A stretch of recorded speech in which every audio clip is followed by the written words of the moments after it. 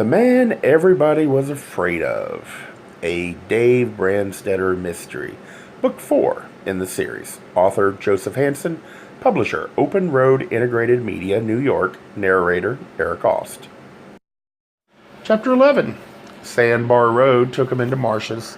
The planks of a wooden bridge rumbled under the hard little car wheels. The bridge crossed an inlet edged and islanded with reeds. The water lay calm and glossed with red from the last light of the sun. Far out on it, a rowboat looked lonely. A sign at the end of the bridge read, La Calita State Park, U.S. Wildfowl Refuge. The blacktop veered and went among old live oaks hung with moss.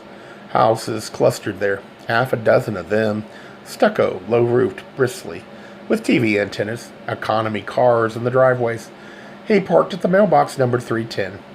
Sand was soft and fine under his shoes as he crossed a yard where some kind of creeping succulent tried to flower before it was buried. 2 cars were in this driveway and another in the garage. He pushed the doorbell. On the door, someone had mounted a carving of a bird. It was clumsy work, but he guessed it was meant to be a seagull. That might have been a fish in its claws. The light was poor. He waited on a woven reed mat dyed with flowers, but no one came to let him in. He wandered around the side of the house. At the back, links of muslin hung on lines stretched between iron clothespins. The material had a stiff look about it, and the patterns were unfinished. He touched a hanging corner. Somebody was trying batik. The sand of the yard sloped down to a sturdy wooden jetty that thrust from clumps of rushes. He walked out on it. The boards were stained with oil. The lines that lay on them were strong and used. There was a red gasoline can stenciled La Calita Police. Off across the inlet, a flock of ducks made a wide, quick-winged circle and came down splashing. The noise of their voices was harsh in the stillness. A human voice came thinly through a female voice. "Hello!" Someone waved from the rowboat, and it came toward him, the oars shedding drops of red and silver. For what he didn't know, but he waited. The pair of cameras on straps around her neck looked wrong because she wore an antique white dress with plackets and gussets, fringes and lace. It was long, and the hem was wet from the bilge that sloshed in the flat bottom of the boat. She was barefoot. Dave crouched and took the painter from her and wound it around a cleat. He helped her up onto the jetty. She didn't appear to be wearing anything under the dress. She had a lot of pale yellow hair, part of it carelessly pinned up, part hanging loose. She'd put on no makeup. He recognized, but only just, the woman who had touched Jerry Orton's hand in the funeral film. That one had been neatly groomed and could be mistaken for a college girl. This one had to be years older than her husband. "Did you want me?" she said. "I'm Frances Orton." "I wanted Jerry Orton," Dave said. "Where's he?" "Gone off." She waved a hand toward the ocean. "Fishing with cormorants. In the launch, they put collars on the birds, so they can't swallow. They burn torches to attract the fish. Romantic." "And illegal," Dave said. She shrugged. "Boys will be boys." She went off up the sand, tall for a woman and a little ghostly in the dying light, and the 1905 dress. Trudging made her hips look heavy. "What do you want? Perhaps I can help." She paused and fingered the hanging muslin. "Do you know anything about batik? It's done with wax and dyes, sort of stenciling, only it's not turning out the way it looks in the book." "Wait till it's finished," Dave said.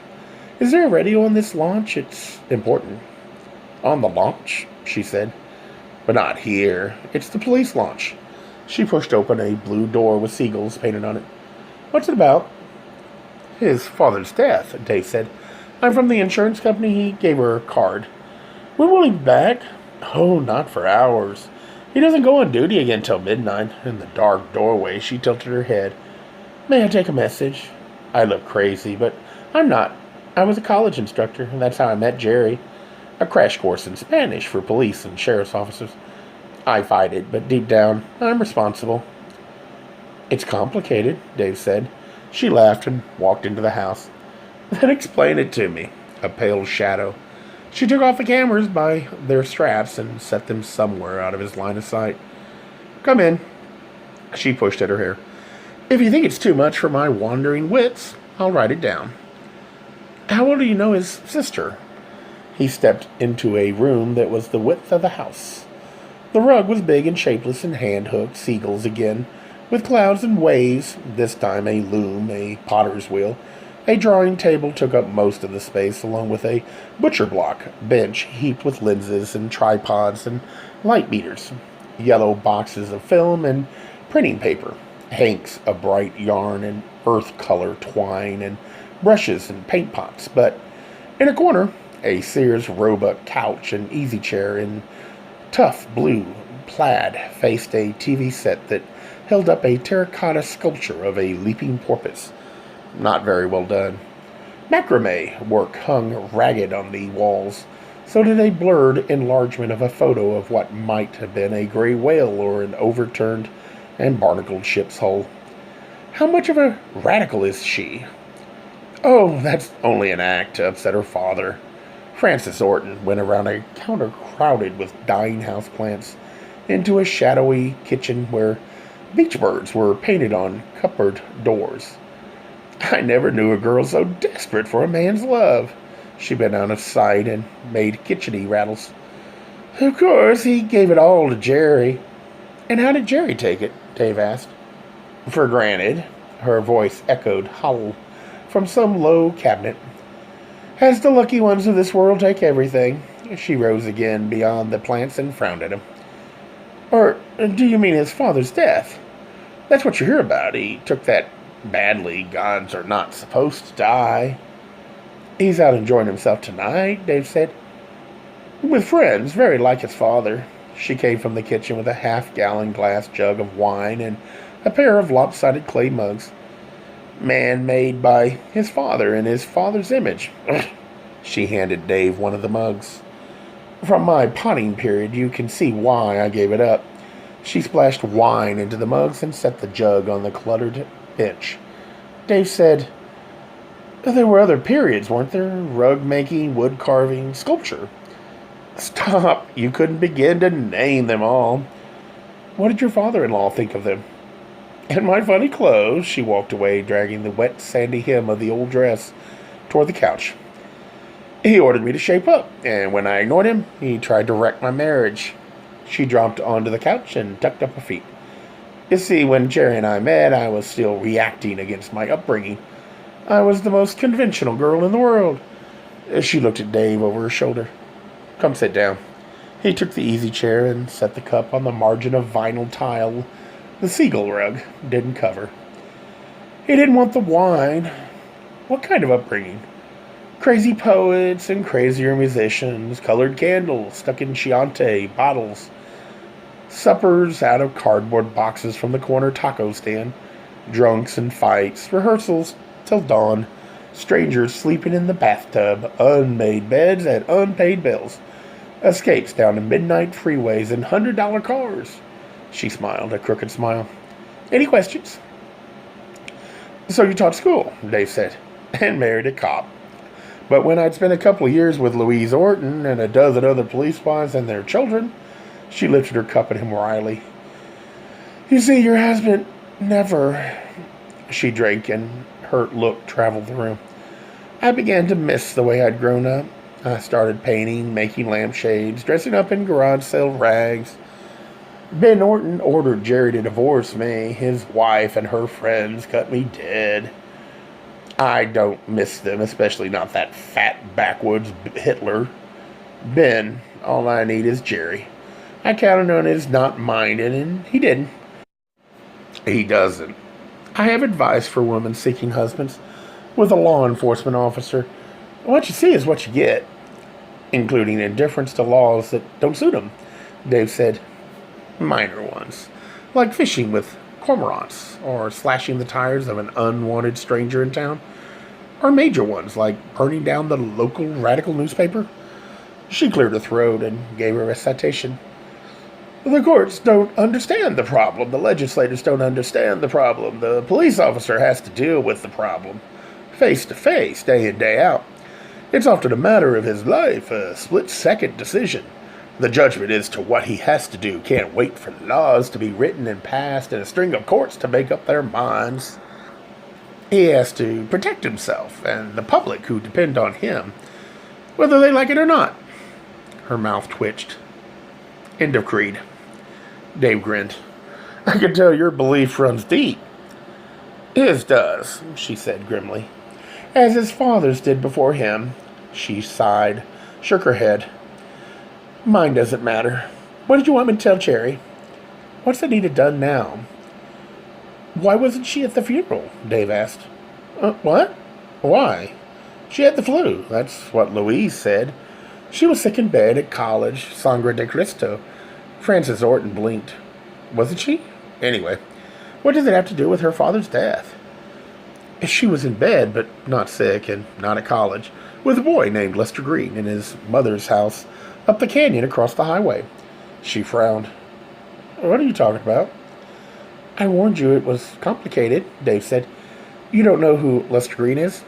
No. Wait. She looked thoughtful and gulped wine. A black boy, right? Motorcycle. Arrested for dope? On one of those split-second decisions you mentioned, Dave said, when Anita's father learned she and Lester had taken out a marriage license. She put her feet on the floor. You're joking! You don't really think so? Dave said. You're a young female relative. She must have told you how badly her father was treating her. Not only framing and locking up her boyfriend, but disowning her. Taking her name off his insurance policy. I don't know what else. Nothing else, Frances Orton said. Not even that much. What I heard from Jerry, and it wasn't anything about any boyfriend. She emptied her wine cup and went to the jug. Just that Ben was furious with Anita again and wasn't buying her the car he'd promised. She tilted wine into her cup again, looked at him, eyebrows up, and when he shook his head, recapped the jug. She kept away from me. Frances Orton laughed briefly and without amusement. Thought I'd betray my class if only she'd known how my father twisted himself into knots inside with envy for the poets who made it, while he failed in back rooms of funky bookshops, with beer cans and sleeping bags on the floor and everyone too stoned to listen while he read. What he really wanted was to write a sleazy bestseller and have sex all day long by a swimming pool in Bel Air with starlets. He was always being praised for his integrity. He'd have sold it in a minute, only no one wanted to buy. She'd been staring out the window at the inlet. She turned to him. Sorry. No, I didn't know. Jerry didn't know either. I suspect his father was always keeping things from him. She dropped onto the couch again, tucked up her feet again. I thought that was strange in a man with no sensitivity whatever. Keeping things such as, Dave asked.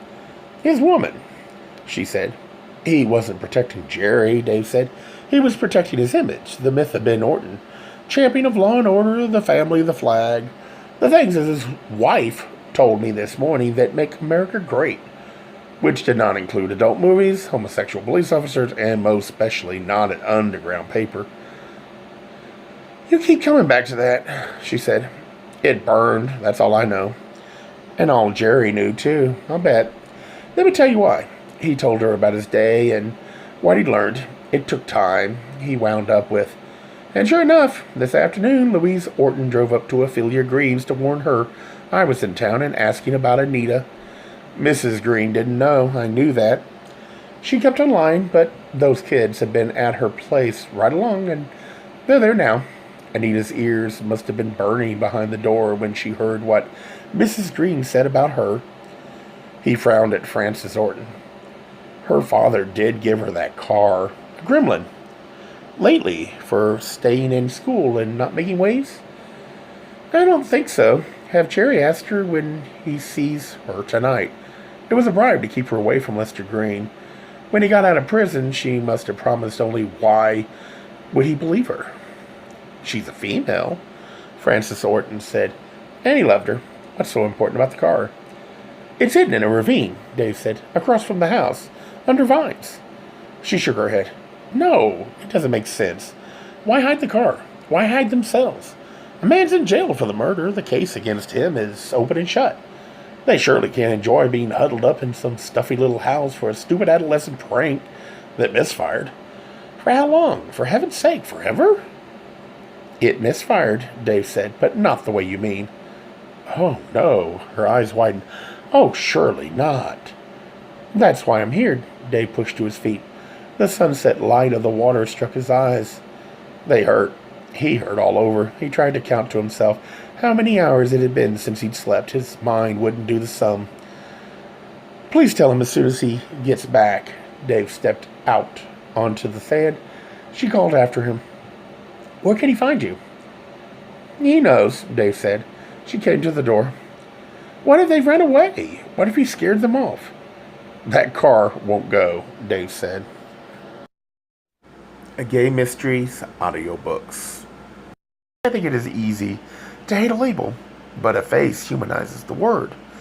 So this effort is twofold. To offer comfort to those like myself that your world didn't end because you don't fit into the view of acceptable society on both sides.